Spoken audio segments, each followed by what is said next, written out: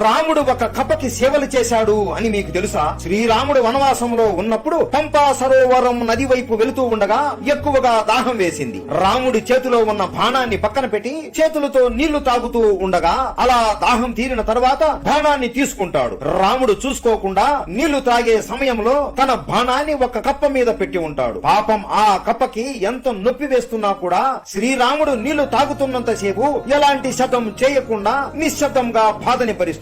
శ్రీరాముడి బాణం ఎంత బరువుగా ఉంటుందో మీకు అందరికీ తెలుసు కదా. అలాంటి బాణం బరువు కప్ప భరించి స్పృహ తప్పిపోతుంది. వెంటనే శ్రీరాముడు ఆ కప్పని చేతిలోకి తీసుకుని ముఖం మీద నీళ్లు కొట్టి లేపుతాడు. అప్పుడు శ్రీరాముడు కప్పను ఇలా అడుగుతాడు, ఆ దేవుడు నీకు అంత పెద్ద నోరు ఇచ్చాడు కదా, నువ్వు ఒక్కసారి అరిచి ఉంటే వెంటనే నేను నా బాణాన్ని నీ మీద నుండి తీసివేసేవాడిని కదా అని.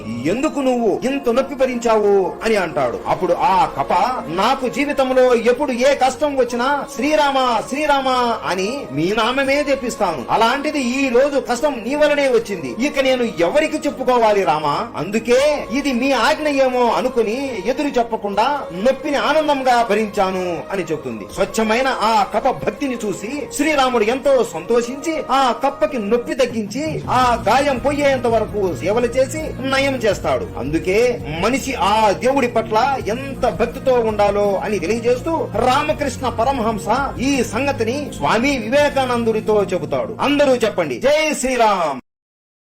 Download ShareChat.